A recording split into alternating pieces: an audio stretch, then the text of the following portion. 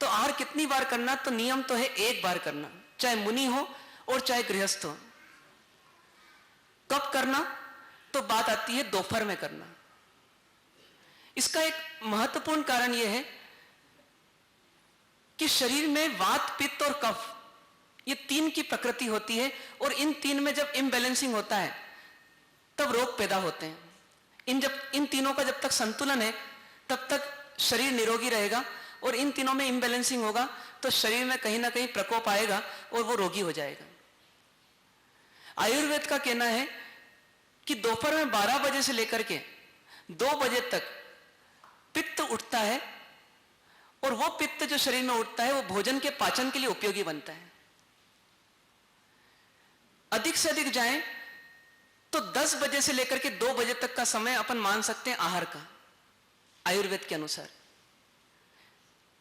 इस समय में जो भोजन किया जाता है वो भोजन जल्दी पचता है और ज्यादा पचता है। इसके पूर्व यदि भोजन होता है तो वो हमारी कफ की प्रकृति बढ़ाता है, और इसके बाद यदि भोजन होता है तो वात की प्रकृति बढ़ाता है। ये सब चर्चा जो है एक सामान्य व्यक्ति के लिए हो रही है। वापस वही वाली बात है, पर्टिकुलर में जाएंगे तो हो सकता है आपको चेंज करना पड़े, पर 10 बजे के पहले सामान्यतः कफ की प्रकृति बढ़ेगी और 2 बजे के बाद वात की प्रकृति बढ़ेगी, पर बीच में पित्त बढ़ता है और वह पित्त पाचन में उपयोगी बनता है। अब इसी को यदि अपन श्राद्ध विधि प्रकरण के आधार पर या दूसरे शास्त्रों के आधार पर देखें और एक जैन मुनि की या एक जैन शावक की चर्या को देखें तो उसमें स्पष्ट बताया है कि भोजन कब करना, तो भोजन मध्याह्न में करना, यानी 12 बजे के आसपास करना। त्रिकाल पूजा का सिस्टम था पहले। पहली पूजा सूर्योदय के आसपास होती, दूसरी पूजा 11 बजे के आसपास होती, और उसके बाद शावक जी उपाश्रय में जाते, साधु साध्वी भगवंतों से विनंती करते, सुपात्र आदि दान देते, और उसके बाद भोजन के लिए बैठते। ये एक नियम था। यदि इस नियम को फॉलो किया जाए तो ऑटोमेटिकली हमारे जीवन का नियम बनता है कि हमें जीवन में एक दिन में एक बार खाना, और वो भी दोपहर में खाना। यदि इतना हो सके तो बेस्ट है, नहीं हो सके तो आपवादिक स्थितियां भी बताई गई शास्त्रों में। धर्म की सबसे बड़ी विशेषता यह होती है कि धर्म लचीला होता है। धर्म कहता है कि एक स्टैंडर्ड सिस्टम भी है और एक एक्सेप्शनल सिस्टम भी है, एक उत्सर्ग मार्ग भी है और एक अपवाद मार्ग भी है।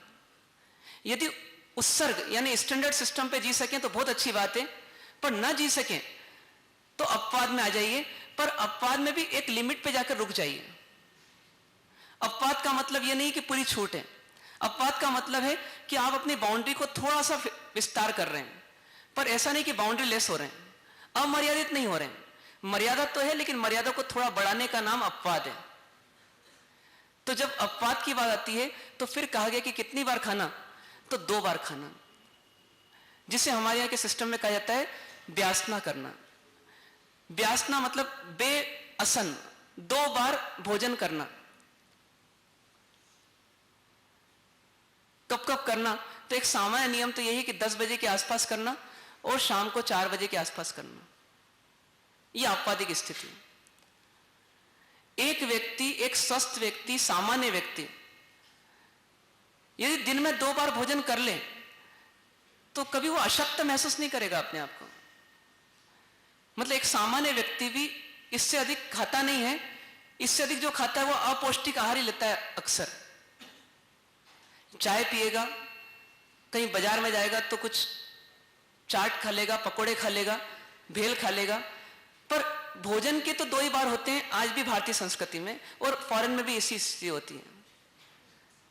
इसके अलावा जो हम खाते हैं या तो अल्पाहार करते हैं या फिर कुछ भी तरीके से पेट को ठूसते हैं, पर मूल में तो 2 बार ही खाते हैं।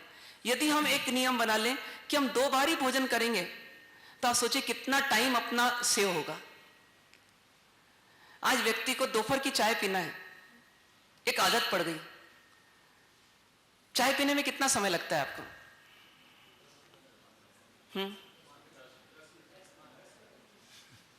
कितनी देर? 5 मिनट, 10 मिनट। एक व्यापारी को एक बार देखा वो चाय रोज पीता था दोपहर में, पर उसको एक आदत थी कि अकेला नहीं पी सकता है। तो उसने एक हैबिट बनाई कि अपना पड़ोसी एक और दोस्त था, तो उसको बोल दिया कि तू भी चाय पीता है, मैं भी चाय पीता हूं, तो तू जब फ्री हो जाए तो आ जाया कर, या मैं फ्री हो जाऊंगा तो मैं आ जाया करूंगा, और अपन दोनों साथ में चाय की घुमटी पर जाएंगे और चाय पीकर आएंगे। आज भी बैंकों में देखें, ऑफिसेस में देखें, अक्सर ऐसी स्थिति होती है कि व्यक्ति साथ में चाय पीता है। निश्चित कर लिया कि 3 बजे के आसपास अपन चाय पिया करेंगे। दोनों दोस्त मिलते, पर कभी एक दोस्त लेट हो जाता, कभी दूसरा दोस्त लेट हो जाता, क्योंकि ग्राहक आ जाता है। 5-10 मिनट एक दूसरे के इंतजार में बीत जाते हैं। उसके बाद दोनों चाय की घुमटी तक जाते, तो ऐसा भी नहीं होता कि चाय वाला चाय तैयार रखता है। वहां जाकर के थोड़ी देर कभी कभी दूसरे लोग भी मिल जाते, उनसे ही बात कर लेते, फिर चाय का ऑर्डर दिया जाता, फिर व्यक्ति एक गिलास पानी उठाता, उसमें से 2 घूंट पीता, थूक देता, कुल्ला कर लेता और पानी भी ढोल देता, फिर पेपर मिलता तो पेपर पढ़ता, इतने में 10-1 मिनट निकल जाते। उसके बाद फिर चाय पीता और चुस्कियां ले लेकर के चाय पीते, तो उसमें 5-10 मिनट निकल जाते, और उसके बाद फिर पैसा देते, वापस पैसा लेते, फिर कुछ बात कर लेते, और फिर उसके बाद टहलते टहलते टहलते टहलते वापस दुकान तक आते, और फिर एक दूसरे को सी ऑफ करके फिर अपनी अपनी दुकान में पहुंच जाते हैं। आप बताइए कितना समय लगा? अपने को लगता है चीज जरासी है, पर चीज जरासी नहीं होती, उसकी अपनी कीमत होती है।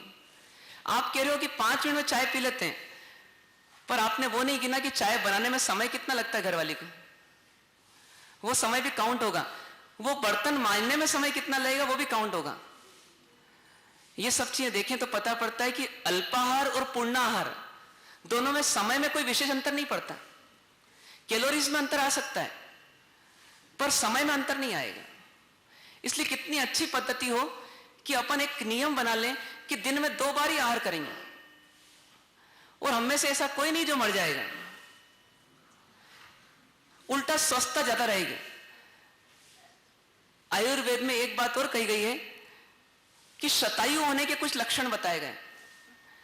कुछ ऐसे लक्षण बताए गए कि व्यक्ति शतायु होता है, ऐसा व्यक्ति जो जीवन पालता है, ऐसी जीवनचर्या जिसकी रहती है, वह व्यक्ति 100 साल जीता है। उसमें से एक लक्षण बताया है कि जो व्यक्ति दिन में सिर्फ शब्द दिया है, सिर्फ 2 बार खाता है, कम से कम 2 बार नहीं, सिर्फ 2 बार। कारण क्या है कि यदि अपन ने अभी कुछ खाया और आधे घंटे बाद फिर कुछ खा लिया, अब शरीर के सामने समस्या है कि पुराने वाले को पचाए या नए वाले को पचाए। तो कुछ चीजें नए जो आहार के रूप में गई हैं वो बिना पचे निकल जाएगी, क्योंकि शरीर का फ्लो तो चल रहा है। इसलिए शरीर को भी मेहनत कम करना पड़े, समस्या कम आए, और उसके अंदर भी एक कैविटी निर्माण हो, भूख पूरी लगे, और उसके बाद अपन भोजन करें तो वास्तव में भोजन भी अंगे लगता है, मतलब कुछ उपयोगी रस बनाता है। और बिना भूख के यदि अपन भोजन सप्लाई करते रहेंगे तो शरीर कभी बाहर फेंक देता है, कभी अलग फेंक देता है। इसलिए हमें एक चीज ध्यान रखना कि हम कोशिश करें कि दिन में 2 बार से अधिक हमारा मुंह झूठा नहीं करना पड़े। यदि इस अपवाद को भी हम नहीं स्वीकार कर पाए शुरुआत में, तो कम से कम इसका लक्ष्य जरूर बना लें कि मुझे कुछ समय में अपनी जीवनचर्या को इस प्रकार से चेंज करना है। और वर्तमान में क्या करना, तो फिर कोई ना कोई अधिकतम सीमा बनाना। 3 बार से अधिक मुंह झूठा नहीं करूंगा, 4 बार से मुंह अधिक झूठा नहीं करूंगा, कुछ तो लिमिट बनाना ही। ये लिमिट होगी तो आप कई बार बिना आवश्यकता के जो व्यवहार निभाने के लिए खाते पीते हैं उससे ही बच जाएंगे। शादी का सीजन हो और हमारे घर में शादी हो और पत्रिका बांटने जाना हो, कितने घरों में अपने को कहीं ना कहीं नाश्ता पानी कुछ लेना पड़ता है, चाहते हुए लेना पड़ता है या बिना चाहते हुए? बिना चाहते हुए। फिर क्यों लेना पड़ता है? क्योंकि व्यवहार निभाना पड़ता है।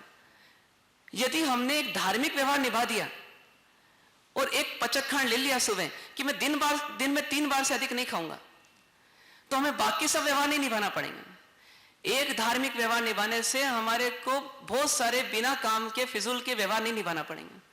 हम कह सकते हैं व्यक्ति को कि भाई साहब मैं नहीं लेना चाहता, ऐसा नहीं है, लेकिन मेरा ये नियम है और इस नियम के अनुसार मैं खा नहीं सकता आपके यहाँ, और वो व्यक्ति भी बहुत अधिक इंटरेस्टेड नहीं होता, लेकिन उसको व्यवहार निभाना पड़ता है इसलिए वो खिलाता है, तो उसको भी समस्या कम होगी। इसलिए एक चिंतन अपन कर लें कि लिमिटेशन में आ जाएं। लिमिट में आना कोई बंधन नहीं है, बल्कि बंधनों से और मुक्ति का नाम लिमिट में आना है।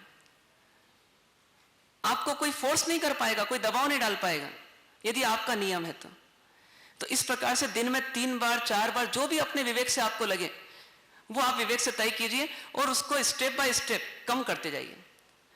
सबसे अच्छा सीजन होता है कम करने का बारिश का सीजन। जिस समय चौमासा बैठता है उस समय हमारे पास एक अवसर होता है अपनी जीवनचर्या को परिवर्तित करने का बड़ी आसानी के साथ, क्योंकि उस समय मौसम अनुकूल होता है।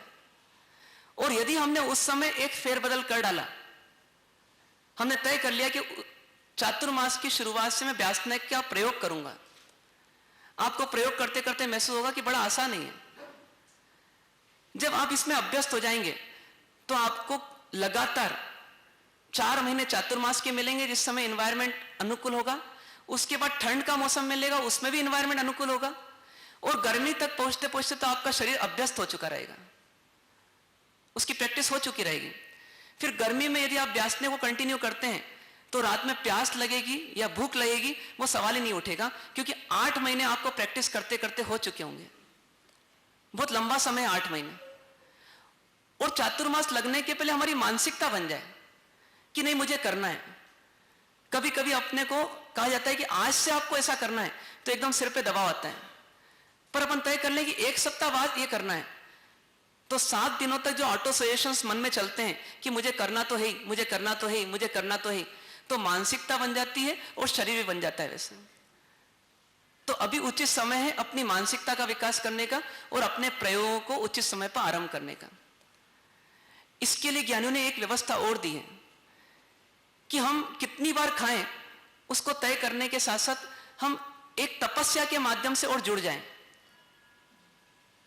इन तपस्याओं को पहले हम एक नोट डाउन कर लें और फिर इनको समझते जाएं।